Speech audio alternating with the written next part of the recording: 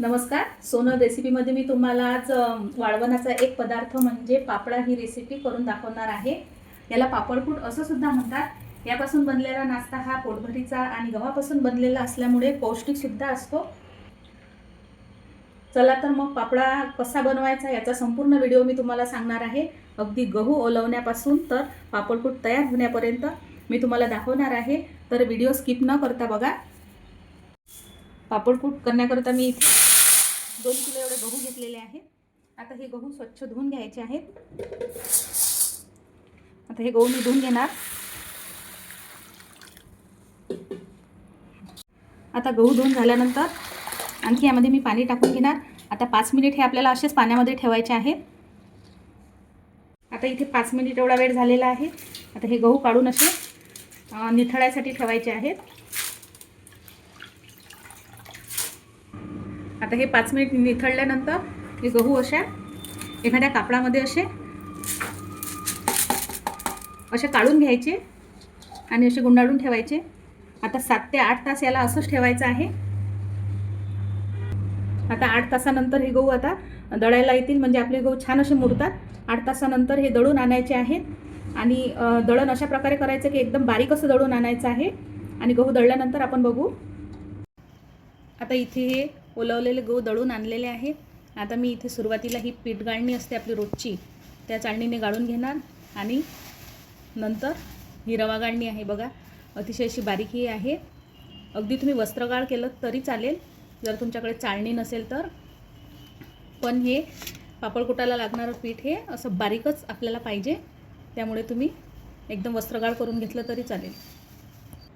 आता इथे मी ही कणिक घेतलेली आहे. 2 किलो ओलवलेल्या गव्हाची ही कणिक आहे. यातलंच आपल्याला घोळण्यासाठी सुद्धा कणिक काढून घ्यायची आहे. इथे मी फक्त कणिकच घेतलेली आहे. इथे रवा वगैरे काही मी वापरणार नाही. आता याला 2 चमचे एवढे मीठ टाकून घ्यायचे. बघा, एवढा चमचा घ्यायचा आणि याला असं मिठाला मिक्स करून घ्यायचं.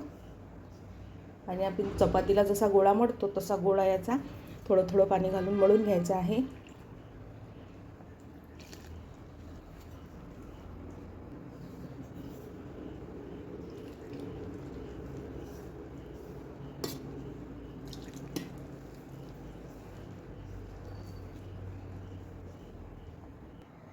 आता इथे कणिक ही मळून झालेली आहे. तुम्ही बघू शकता, जास्त घट्ट किंवा सैलसर अशी अजिबात नाही.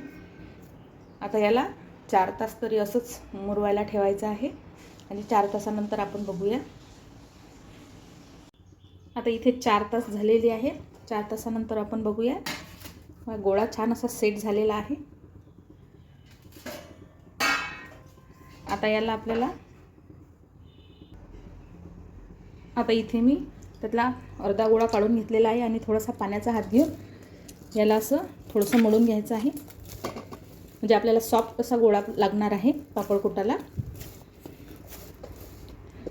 5 मिनिट याला असं मळायचं आहे.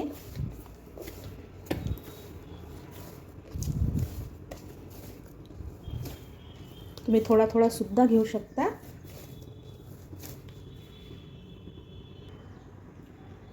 आता इथे 5 मिनिट मी असा मळून घेतलेला आहे.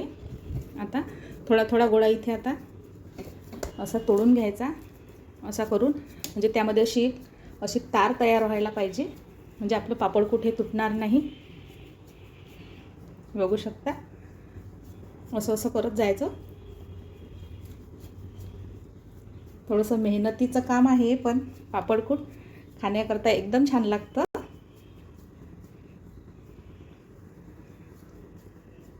असं 5 मिनिट एक एक गोळा घेऊन असं मळून असं तोडून घ्यायचा.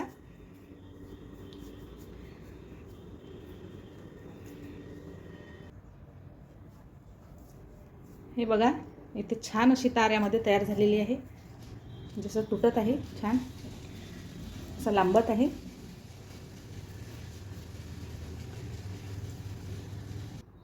आता हा गोळा मी सर्व असा मळून आणि तोडून घेतलेला आहे, म्हणजे याची अशी छान अशी मॉलिश झालेली आहे.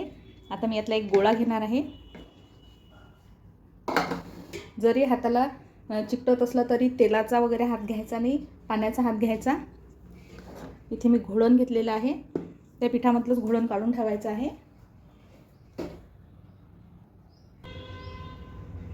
आता इथे एक गोळा मी घेतलेला आहे घोळणामध्ये बुडवून, म्हणजे या पिठामध्ये. तर इथे हलक्या हाताने याची पोळी लाटायची.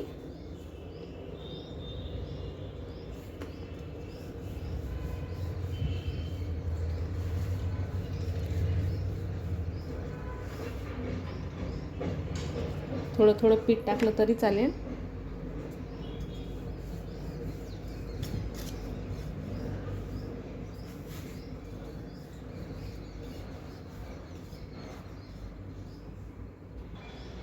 आता ही पोळी लाटून झाली. मी अशा कांबीच्या टोपल्या येतात, यावर हे पापडकूट करणार आहे. हे बघा, आता ही पोळी अशी उचलून घ्यायची, थोडीशी हातावर अशी लांबवून घ्यायची आणि यावर टाकायची आणि अशी हळूहळू ओढायची. हे बघा, अगदी पातळ, जेवढं पाहिजे तेवढं पातळ होतं. आणि हे जे साईडला राहतं खाली, हे जाड राहतं काठ, हे काढून घ्यायचे.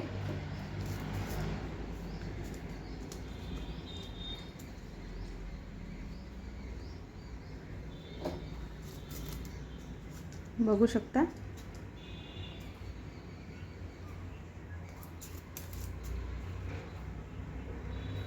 बिलकुल असं हलक्या हाताने हळूहळू ओढायचं.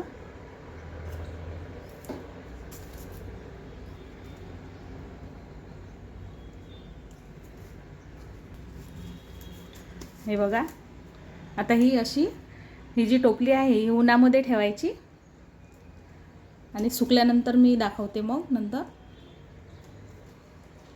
सुकल्यानंतर आपोआपच निघतो तो. आता अशाच सर्व टोपल्यांवर मी हे पापडकूट करून घेणार आहे.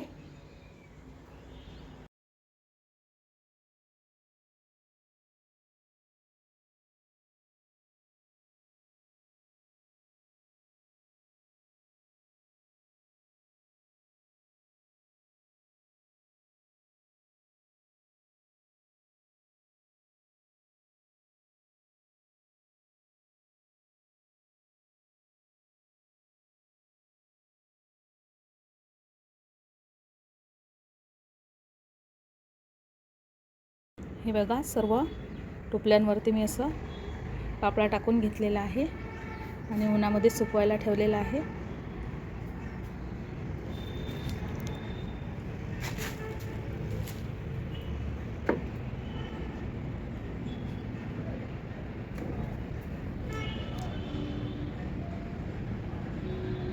हे सुकलेलं कसं काढायचं ते दाखवते. हे बघा, आपोआपच हे निघते. हे बघा, पूर्ण निघालेलं आहे. आता आणखी एक काढून दाखवते. हे बघा, आता हे सुकू द्यायचं आहे उन्हात. इथे हे पापडकूट तसं वाळून झालेलं आहे, तुम्ही बघू शकता. खूप छान असं हे वाळलेलं आहे. आता याला असं बारीक करून घ्यायचं आहे. बघा, हातानेच एकदम खूप पातळ असं झालेलं आहे, पातळसर. हे बघा, आता हे हातानेच होतं, पण एखादा असा कापड घ्यायचा आणि कापडाने याला असं बारीक करायचं.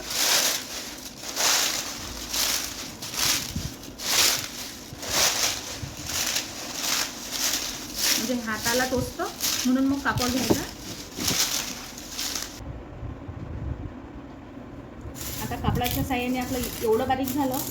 आता इकडे थोडंसं असं हलकं लाटणं फिरून घ्यायचं, म्हणजे जसं पाहिजे तसं आपल्याला पापडकूट मिळेल. म्हणजे आता कूट करून घ्यायचं कापडाचं.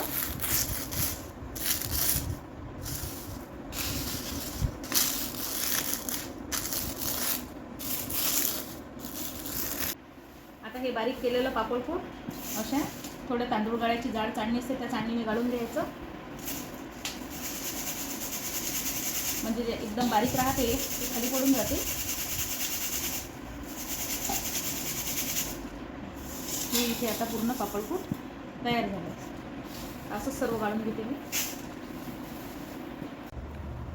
इथे हे पापडकूट असं गाळून झालेलं आहे. अगदी छान असं हे पापडकूट झालेलं आहे. आणि हे जे चाळणी खालचं आहे, याचंसुद्धा तुम्ही उपम्यासारखं करू शकता.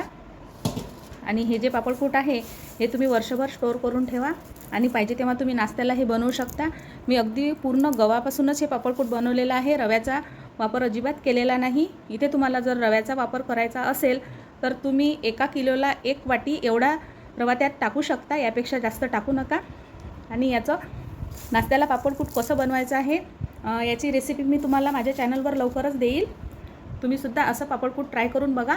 आवडल्यास लाईक, शेअर आणि सबस्क्राईब करा. धन्यवाद.